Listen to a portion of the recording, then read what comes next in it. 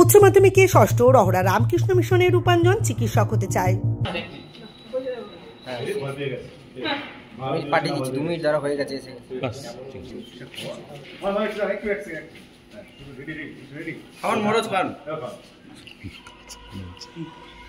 বুধবার প্রকাশিত হয়েছে উচ্চ মাধ্যমিক পরীক্ষার ফলাফল।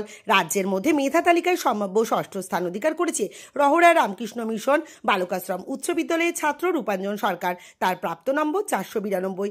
আগরপাড়া অসুমপুর বটতলার বাসিন্দা রূপাঞ্জন বিজ্ঞান নিয়ে পড়াশোনা করে ভবিষ্যতে চিকিৎসক হতে চায়। কৃতি রূপাঞ্জনের এহেন সাফল্যে বেজায় খুশি রহরা রামকৃষ্ণ মিশনের মহারাজ ও শিক্ষকরা। পাশাপাশি একমাত্র সন্তানের এহেন সাফল্যে খুশি রূপাঞ্জনের বাবা রূপক সরকার ও মা পাপিয়া সরকারও। কৃতি রূপাঞ্জন জানিয়েছেন, এত ভালো ফল আশা করিনি, তবে তার এই সাফল্যের পিছনে অবদান রয়েছে স্কুল শিক্ষক ও গৃহশিক্ষকদের। ভবিষ্যতে চিকিৎসক হওয়ার স্বপ্ন রয়েছে তার। রূপাঞ্জন আরও জানিয়েছে, প্রতিদিন 5 থেকে 6 ঘন্টা পড়াশোনা করত, পড়ার ফাঁকে গল্পের বই পড়ত এবং সে সঙ্গীত চর্চাও করত। প্রথমত এতটা ভালো এক্সপেক্টেড করিনি, তো যখন মহারাজ বললেন ফোন করে যে 6 হয়েছে তখন খুবই ভালো লেগেছে। এই যে সাফল্যের সবথেকে বড় কার হাত রয়েছে সাফল্যের পেছনে? সাফল্যের পিছনে সবথেকে বড় অবদান স্কুল আর প্রাইভেট টিচারদের রয়েছে। কতক্ষণ পড়তে? ওরকম কোনো ফিক্স ছিল না, তবে মোটামুটি অ্যাভারেজ 5-6 ঘন্টা। এবং এই যে সাফল্য তোমার যে এসেছে, আগামী দিনে কি নিয়ে পরিকল্পনা, কি করতে চাও? ডাক্তার হতে চাই, মেডিকেল। স্বপ্নটা কেন? ডাক্তার হয়ে মানে এখানে ভালো স্কোপ আছে, অনেক বড় ওয়াইড ফিল্ড, তো অনেক জায়গায় আমি ভালো করে প্র্যাকটিস করতে পারবো, তো সুবিধা। পড়াশোনার পাশাপাশি আর পড়াশোনার পাশে গান শিখতাম আর মাঝে সাঝে গল্পের বই করতাম। এক লাইন গান হবে আজকে? মানে একদম এখন বললে একটু সমস্যা আর কি।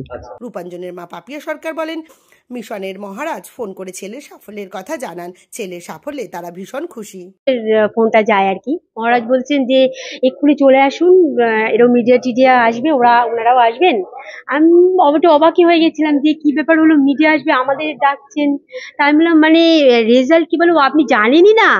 ও রূপাঞ্জন সরকার, ও তো 6 র্যাঙ্ক করেছে আমাদের স্কুল থেকে, ও একাই করেছে। আপনি এক্ষুনি রেডি হয়ে চলে আসুন। না, আমি মাধ্যমিক একটু আশা করেছিলাম, কারণ আমার পরিশ্রমটা মেনলি মাধ্যমিক পর্যন্তই আমার ছিল। আমি যেভাবে টিচার তো অবশ্যই আছে, কিন্তু আমি ওর সঙ্গে ছিলাম, তাতে করে আমার মাধ্যমিকটা আমি 1 থেকে 10 মধ্যে আমি র্যাঙ্কটা একটু আশা করেছিলাম, কিন্তু হয়নি, ওটা রেজাল্টটা খারাপ হয়ে গেছিল। তো এবারে তো আমার হাতের বাইরে, স্বাভাবিক, আমি তো একটা সাধারণ মিডিয়াম থেকে আমার পাশ করা, বুঝতেই পারছেন। তো এখন আমার আয়ত্তের বাইরে টিচারদের উপর ভরসা আর ওর পরিশ্রম, তো ওর উপরে ভরসা করা ছাড়া আর কিছু করার ছিল না। তো আমি এবারে কিছুই ভাবিনি, সত্যি কথা বলতে আমি কিছুই ভাবিনি, যা হবে সেটা দেখে নেবো, এই পর্যন্তই ঠিক ছিল। রূপাঞ্জন রূপাঞ্জন ও অ্যাকচুয়ালি বিরিয়ানি খেতেই ভালোবাসে, সব থেকে ওর ফেভারিট আইটেম হচ্ছে বিরিয়ানি। এবং সেটা আমি ওই মায়ের হাতে রান্নার থেকে ওই একটু হোটেল রেস্টুরেন্টেই সত্যি কথা বলতে একটু বেশি প্রেফার করে। হ্যাঁ, ওরকমই আর কি। কতক্ষণ পড়তো রূপাঞ্জন? অ্যাকচুয়ালি ওর পড়ার নির্দিষ্ট কোনো টাইম ছিল না, আর ওর কিন্তু সারাক্ষণ ওই পড়ার ব্যাপারটাই ছিল। অ্যাকচুয়ালি কি, ওর খেলাধুলা, মানে আমার ক্লাস 1 থেকেই মিশনের জন্য লড়াই ছিল, এবং মানে পড়ার চাপে ওকে আলাদা করে যে খেলাধুলা নিয়ে যে টাইমটা, ওই টাইমটা ও স্পেন্ড করার আমি সত্যি কথা আমি দিতে পারিনি। আমার খারাপ লাগলেও আমার কিছু করার ছিল না, আমাকে প্রচুর পড়ার চাপে ওকে রাখতে হচ্ছে, ফলে কি পড়ার বাইরে ওর কিছু ছিল না।